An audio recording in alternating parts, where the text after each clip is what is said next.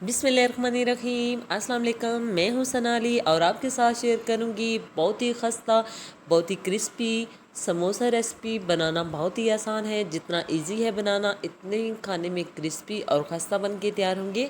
अगर आप घर में फ्री बैठे हैं तो आप जो है ये बिज़नेस शुरू कर सकते हैं, समोसे का ठेला लगा सकते हैं।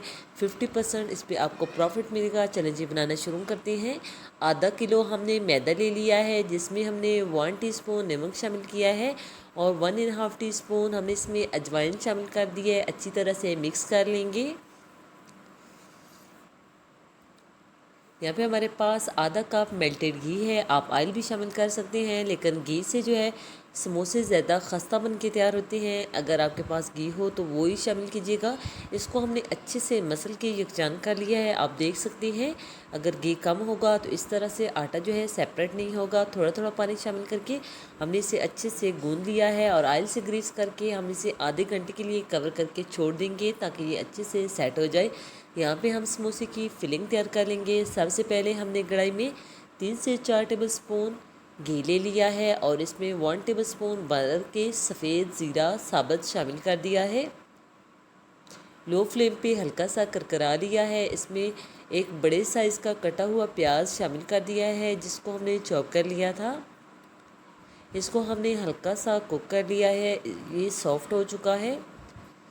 1 टेबलस्पून नमक शामिल कर दिया है। 1 टेबलस्पून लाल मिर्च पाउडर शामिल कर दिया है।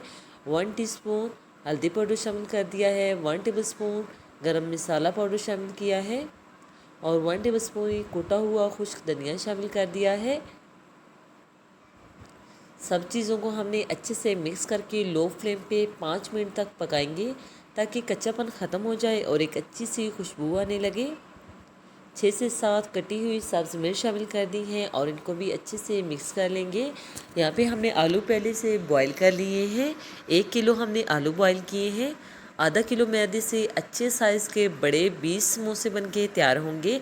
1 किलो से 40 समोसे बन के तैयार होते हैं। 20 रुपये में हमें कॉस्ट में जो है एक समोसा पड़ता है और 40 रुपये में आप इजीली जो है इसे सेल कर सकते हैं। बिल्कुल 50% प्रॉफिट आपको मिल सकता है। अगर आप 100 समोसे बनाएंगे तो काफ़ी जो है एक दिन में आप अर्न कर सकते हैं। डो अच्छे से सेट हो चुकी है। एक अच्छे साइज़ का पेड़ा लेंगे। यहाँ भी हमारे पास 10 पेड़े बन के तैयार हुए हैं। इसको हमने ओवल शेप में बेल लेना है।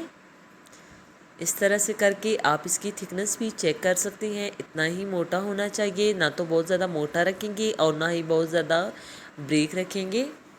दरमियान में से हमने इसकी कटिंग कर ली है। यहाँ पे हमें किसी अंडे की या किसी लेग की ज़रूरत नहीं पड़ेगी। बस टैप वाटर हमने लेना है और उंगली के साथ लगा के सिंपली पानी लगा के इसको हमने हल्का सा प्रेस कर लिया है ताकि समोसे की फिलिंग बाहर ना निकले फ्राई करते वक्त। 1.5 टेबल स्पून हमने इसमें फिलिंग शामिल कर देनी है, या जितनी आपको पसंद हो उस हिसाब से शामिल कर लें। हल्का सा पानी लगा लिया है और इसको अच्छे से प्रेस कर लेंगे। सभी समोसे हमने इसी तरह से तैयार करने हैं। माशाल्लाह से एक अच्छे साइज़ का पेड़ा जो समोसा है हमने तैयार कर लिया है। यहाँ में हमने कढ़ाई में आधा किलो ऑयल ले लिया है।